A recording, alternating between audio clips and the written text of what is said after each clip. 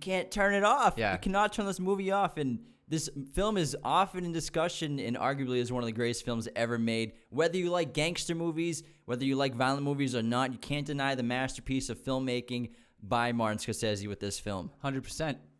And now, before we get started, if you like our podcast and our content and want to help support us, the best thing you can do is share our podcast, either the YouTube videos or the audio versions on Spotify, Apple Podcasts, Google Podcasts, Amazon Podcasts, basically wherever you listen to podcasts, you can find us. We're growing mostly word of mouth, so please let your friends and family know about this show. Leaving those 5-star reviews really helps, especially the written ones. Helps us get seen on the podcast apps by new viewers. Hit the notification bell on YouTube, subscribe, and leave a comment. We also have a Patreon now, and you can check us out there and support us monthly. Our top-tier patrons get a monthly shout-out. So thank you, Riley McDonald, Caleb Fleming, Justin, Andrew Sullivan, Michael Karanja. Become a top-tier patron to get a shout-out every month, too, and be immortalized on the podcast. We love you guys. Other than that, let's begin. And as always, spoilers are abound. But if you have not seen this movie, you are living under a rock. Where the hell have you been? I know, for real. 25-year-old movie that's iconic, and come on.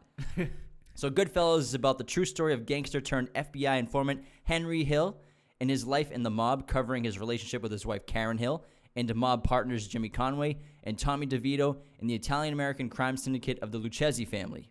And all names, except for police officers and public officials, have been changed in this film slightly, besides Henry Hill, of course. There's actually even a district attorney who talks to them at the end of the film who's actually plays himself and carried out the same exact scene he did with Henry Hill. Oh, is it really him? Yeah, it's really him. When they're asking about the witness protection the program? DA, yeah. Oh, That's the real guy. That's crazy. Yeah. So they kept it as close to reality as possible, but also had to change the names for libel reasons. And obviously, you know, this is a true account, which is one of the reasons why people love it so much, and it's so interesting and fascinating. But of course, I'm sure some of it's been sensationalized and Hollywoodized, and, you know, Henry Hill was the mobster, and he helped write the book with Pileggi. And I know I've read articles where, like, higher up gangsters and members in the family say he was kind of just like a middle tier kind of guy, maybe not as important as he portrays himself on film, but who knows whose side is true and whose side is correct, really, in that sense. But honestly, I actually like that aspect of it, and I think that's why it works better, because it's not like something like The Godfather where we're following the heads of a family, we're following the Don.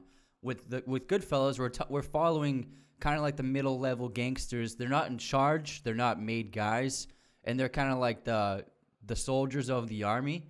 And I think it's a more fascinating take on the mobster movie. Because they're just like us. Yeah. These guys are hyper violent, they're killers, they're robbers, but they're just like us. And we'll discuss that later on, the realism that's brought to these characters through their dialogue and they're just their day-to-day lives. And you learn that they're just like us. Their job is being a gangster. They go home to their family every night, they go to bed, and, you know, instead of getting fired from their job, they get murdered if they fuck up. Well, that's with Henry Hill's narration. That's what we learn is the most appealing aspect to him about being a gangster is that he doesn't want to work a 9 to 5. He doesn't want to take the bus to work. He doesn't want to get a shitty paycheck every week. He wants to be free. He thinks that anyone who works a normal job and is in with the societal norms of the world is a sucker, and he'd rather die than be someone like that. But being a gangster gives him total freedom to do whatever he wants and live however he sees fit for himself. And so I think the freedom of being able to do whatever the hell you want is the most attractive quality to being a gangster for these guys. Yeah, it's the lifestyle, which we'll get into. But I want to talk about what makes Goodfellas such a great movie. And the first answer is the easy answer, Scorsese. Martin Scorsese may go down in history at some point as the greatest filmmaker to ever live. And Goodfellas is like his Sistine Chapel. It's one of his masterpieces. It's probably his most beloved film by all audiences. It's arguably his best movie. Somehow he didn't win Best Director. He lost to Kevin Costner for Dances with Wolves. Somehow. It's amazing. Goodfellas only won one Academy Award. Just for Joe Pesci. Yeah, isn't that insane? It's absolutely it's nuts. And a lot of people kind of have this general stigma of Scorsese. They think like, oh, he just does the same kind of movies. He just makes gangster movies. He does the same thing every time. Scorsese has made more non-gangster movies than gangster movies, but, you know, he operates very well in that gangster category. And, I mean, he's made movies like Hugo. It's a children's movie. Like, the guy does everything. He made the best sports movie ever. Yeah, so he does not only operate in the gangster genre. But the thing is, he's such a natural storyteller in this world because it's the world he comes from. I think that Goodfellas is probably his most personal film because He says the city that he grew up in New York, if you were a man, you could do two things. You could either be a priest or be a gangster. That's the neighborhood he grew up in. That's the world he knows. And so a film like this is him. This is as close to his life as he can get. And the character of Henry Hill, especially growing up in that similar neighborhood, is just like how Marty grew up. So he's able to draw from his own personal experiences in the world that he knows more than anyone else to be able to create such an authentic piece of filmmaking for something like Goodfellas. Yeah, you can say that he was the only person who could direct this movie. He was meant to direct this movie. Like you said, he grew up in Little Italy in New York. He didn't play many sports.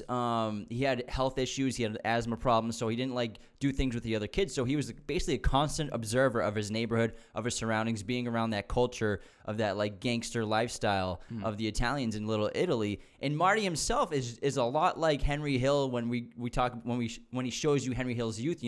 Looking out the window, looking at those gangsters across the street, dreaming of being one of them, trying to get out of that crappy neighborhood somehow and figuring a way out. So Marty is a lot like Henry Hill in this movie as a young kid. That you mentioned that window shot, I think that Henry is also just like us, because you can't help it, but there is some kind of appealing and attractive nature to being a gangster or a criminal, because they do whatever they want, and we all have an attraction, a desire to some extent for money, for power, for sex, for freedom. And so just like Henry Hill as a teenager watches the gangsters through his window, we're watching the gangsters through the screen of the film.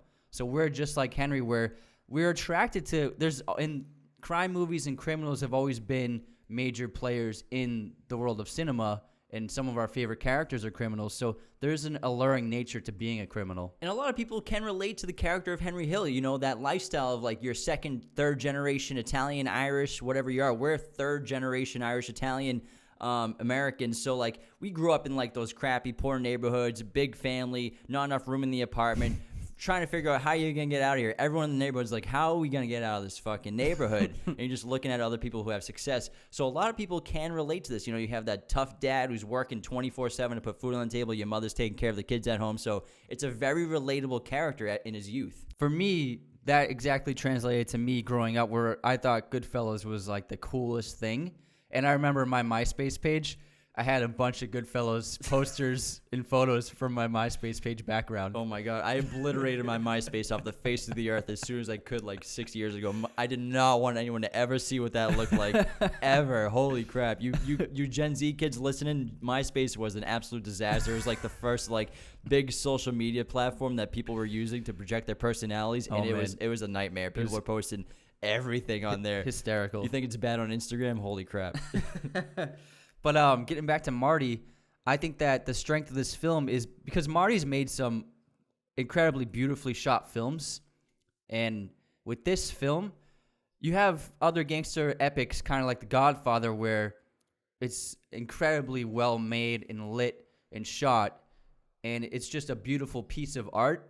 Whereas with Goodfellas, he could have done that, but instead, in order to bring the realism to the audience and to make it feel more tangible and authentic, he brought a realistic approach to the filmmaking, where he makes you feel like you're in the scenes with the characters. A lot of long takes, a lot of tracking cameras. The cameras are oftentimes moving through environments, steady cam, and he really puts you in the seat of these gangsters, and he filmed it as though it were a documentary, photographing what these guys are doing every day. Yeah, Scorsese's an auteur. We've used that term before. And it basically means a very artistic director whose vision supersedes the film. Basically, he's she, and the auteur is basically now the author of the film, not just the director.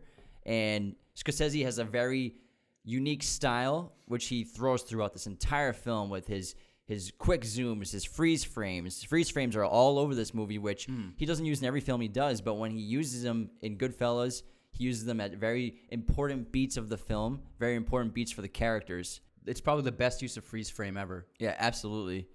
And when you watch this film, there's just something different about it. Everything about it is a masterclass in filmmaking, the storytelling, the writing, the characters, set design, wardrobe, acting. It's hilarious. The dialogue is realistic.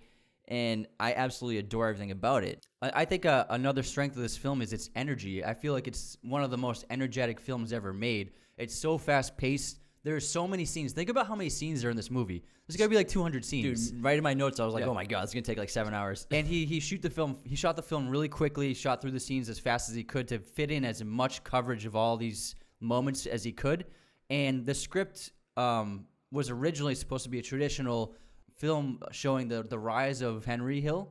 And the Scorsese changed it to make it all these cuts back and forth between time periods in order to create this high energy, which keeps you wrapped in because it's a long movie, but it feels like it flies by. Yeah, the structure of the film is interesting. It starts somewhere like near the middle of Henry Hill's story in his life and his full-fledged being a gangster. Yeah. And then it bounces back to his youth, back in time. And then it cuts back in his full-formed state of being a gangster and his life after that. Yeah. Which is, I think, one of the greatest, if not the greatest, opening scene in a movie ever. And it starts out with the three of them are driving in a car, and we don't really know what's happening. It's just kind of like a simple scene. Henry, Tommy, and Jimmy. Yeah, the three of them, and then they start hearing pounding in the back in the trunk, and then they pull over. We see Tommy has a knife, and Jimmy's got his gun ready, and we're like, what the hell's going to happen? And then the camera pushes in on the trunk, and there's more pounding, and then they open it, and Billy Batts is in there. He's tied up, he's bloodied, and he's begging for his life, and then Tommy and Jimmy quickly kill him. And then Henry Hill takes the trunk and closes it, and then there's that first freeze frame, and they're all bathed in that red light, which shows like the evil nature of gangsters. And he says that iconic line, as far back as I remember, I always wanted to be a gangster. And then it cuts to the credits, and it's such a great way to pull you into the movie. Yeah, it's a brilliant way to open the film because right away Scorsese's showing you what this movie is about and what you're in for. If you don't like violence, if you don't like gangster movies, you're not going to want to watch this movie. You're probably not going to like it that much. And, of course, even that opening shot is very stylized. Like you said, like the pouring of the red light and then that quick zoom in on the push in on Henry Hill, the freeze frame on his face, and then the first line of voiceover, which is one of the most iconic lines in film easily, where as far back as I can remember, I've always wanted to be a gangster. And voiceover is a huge part of this movie and this script. And it had been, not uncommon to use voiceover in films, but a lot of people don't use it very effectively. And Scorsese at the time, he wasn't a stranger to voiceover. We had it in Taxi Driver.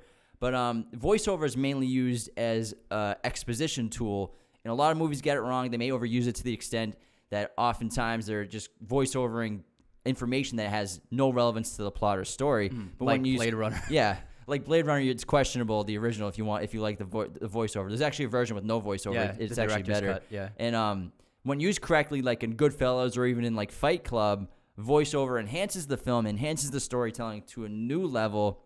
And some people think it's lazy. I don't think it's lazy at all, especially Ray Liotta's voiceover as Henry Hill makes you feel like you're part of the story, like you're part of his life. It's almost like you're reading the book and watching the movie at the same time. Yeah, and this is probably my favorite use of narration because Ray Liotta made it feel like it was conversational, and it's not just a boring narration. It feels like he's like telling the story to us in a room. And the way they achieved this is they went about it with untraditional means where when Liotta recorded the dialogue for the narration, he had a friend of his sit in the room with him, and he spoke the narration to his friend. And that gave it this feeling and tone that he was like telling a story to someone in the room. And that conversational tone really shows itself in the film, and it feels like he's telling us the story personally. And the benefit of the voiceover in a film like Goodfellas is it humanizes Henry Hill to the audience. It's important because the film is about very bad people. These are robbers, murderers, killers, thieves. They beat their wives. They beat their kids. But Henry Hill's voiceover helps you feel emotionally connected to them and make them feel like normal people. And, even throughout the film, when people are getting hit, you kind of feel bad for them. Like when Tommy gets taken out, you're like, oh, my God, I can't believe they took out Tommy, because you grow to love Tommy despite his crazy mentality. But these people are gangsters, yes, but they're just like us. Their job is being a gangster, and the voiceover helps bring them down. We also get voiceover from Karen, Henry Hill's wife in the film as well. Yeah, the only other person that has voiceover in the film.